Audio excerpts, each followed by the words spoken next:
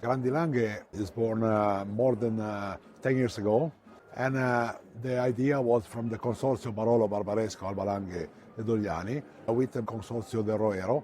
They start to build this event in Alba and spread out in some village of Barolo and Barbaresco. But the people increase, the visitor, also the producer believe in this event, and for this reason we move from Langhe, because we don't have a big building to host all this event in a convenient and comfortable situation, to Turin with this amazing historical building, perfect to host this kind of event.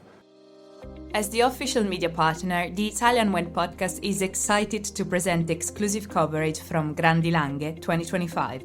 This series features first-hand perspective from top producer and buyers as they navigate new styles, vineyard innovation, and shifting global markets. Discover expert takes, hidden gems, and the trends shaping the region's future. Tune in every Friday at 3 p.m. or visit italianwinepodcast.com for more.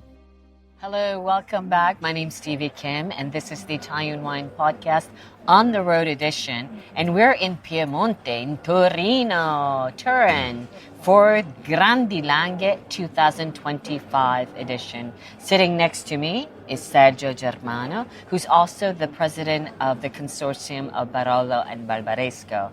And he has a long history, I think from the get-go, of Grandi Langhe. Ciao, Sergio. Ciao. So, Sergio, can you let our audience know a little bit about the history of Grandi Langhe, when it was born and what it is today? Grandi Langhe is born more than 10 years ago, inspired from the Le Grand Jour de Bourgogne. An idea because Piedmont is similar than Burgundy, and the idea was from the Consorzio Barolo Barbaresco, Alba Langhe and Dogliani, with the Consorzio del Roero. They start to build this event in Alba and spread out in some village of Barolo and Barbaresco. But the beginning was very good, but the people increased, the visitor, also the producer believe in this event. In the last 10 years, we had also a big number of new label, new producers to start to involve, to stop sell the grape and start to make wine. And now we are a lot of producers. And for this reason, we move from Langhe, because we don't have a big building to host all this event in a convenient and comfortable situation, to Turin with this amazing OGR, an historical building, perfect to host this kind of event. And the sense of Barolo Barbaresco area, the Langhe area, Roero area, was to increase the incoming of the people.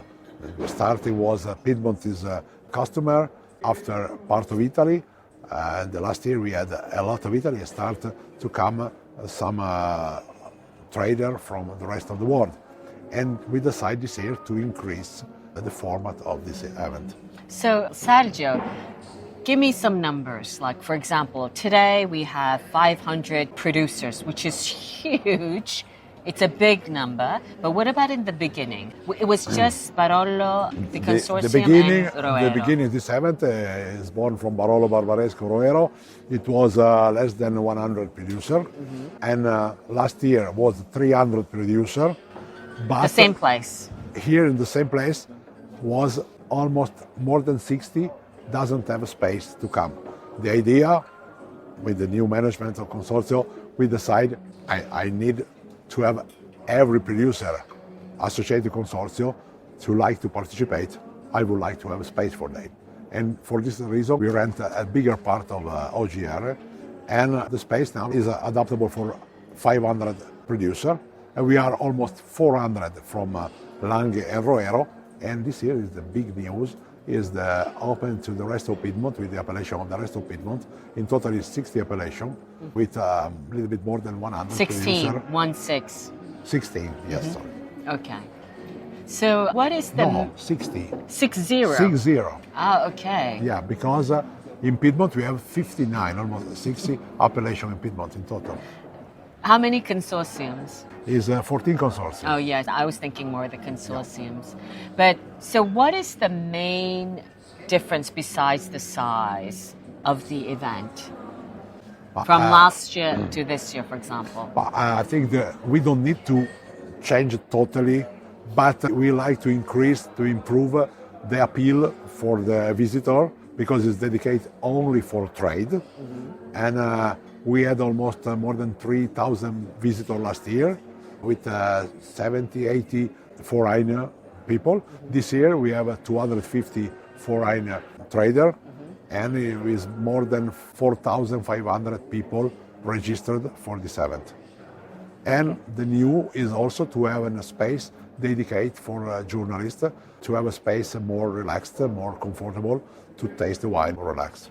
Right. So how many wines are there During the event? 500 producers, 6 wine for each, is 3,000 wine made for the visitor. And in the tasting room for press is 700 wine from all Piedmont, served from sommelier. So, tell us the layout. Explain to us the layout of the event. Because it's not very easy. I know, I do some of this myself. It's not very easy to organize 500 companies in one area. So how is it presented? We decided just to don't have any problem between the producer, to have the same possibility to show in democratic expression. Yeah. We have the alphabetic exposure. That means from the A to the Z, we can have obviously a mix, maybe Gavi, Barolo, Barbera d'Asti, Moscato, Alta Langa, Barbaresco, but it is much more interesting for the people to have easy in alphabetic file to find the producer. Yeah, I mean, it is very democratic. It's very unusual, right? Because I would have expected, all the Barolos to be together, all the Roeros to be together, etc. Right? We like to have the same opportunity to the people to be found and also to catch the attention to the professional, because the visitors are professional. I don't mind if they have a problem to find a producer. So just for our audience, you're listening in the background. We have some Christmas music going on, but we're still in January, end of January, in Torino. So what is what are your goals? What would you like to achieve, after this edition? You want to go home. What are the takeaways from this event that you'd like for our audience to understand? I hope this event become an opportunity for the international trade to come in Piedmont, to have a focus, and they can find almost all the producers from this region. And this is very easy because Piedmont has a very deep polyhydricity for the production. Is exclusive variety, is exclusive unique appellation. And I think it's a good opportunity for people to find all the wine in the place where they are made. Just a small, on a personal level, I would love to know what the vintage was like in 2024 for Barolo and Barbaresco. How was it? How was the vintage last year? 2024 was difficult here because it was difficult to grow. We had a lot of work, a lot of rain. We have to run very, very fast to have a perfect timing, and it was not easy to respect that. But in the end, when the people was very focused, the result was interesting. And that means the potential of the terroir is very high. It's important to respect it, to listen, to understand, and to try to protect and follow in the best way. Right. The professionality of the producer this year had a good opportunity to be shown. So for our audience who are less familiar with Turin and Piemonte in general, when they first come here for the first time, how can they navigate the 500 wine producers? I think primary, I hope they can take 2 days more to enjoy Turin, because Turin is a fantastic town. It's not really popular, but we have the bigger museum for magicians in Europe. We have a lot of nice monuments, and around Turin we have all the wine area. And I think when they come in the fair, they can take half an hour to think about which kind of, because we have a lot of white, a lot of sparkling, and a strong, powerful, famous red. I think they can have a fly to find every areas and the good opportunity is to talk directly with the producer, and they can explain, and they can teach on give the soul they use to make a wine. Okay, well, that was Sergio Germano with us, the president of the Consortium of Barolo and Barbaresco, with us to give us the past, present, and future insight into Grandi Langhe 2025. And that is a wrap from OGR. What does OGR stand for? Officine Grandi Riparazioni. It was a place where they repaired the train. Oh, the train. Yes. Aha, okay. So it's an incredible place, incredible venue. I wish there was a little bit of more natural light. I don't know why they, it would have been actually even more beautiful. But that is all for now. And stay with us as we cover Grandi Langhe of 2025. Ciao ragazzi. Ciao, thank you. Listen to the Italian Wine Podcast wherever you get your podcasts. We're on SoundCloud, Apple Podcasts, Spotify, Himalaya FM, and more. Don't forget to subscribe and rate the show.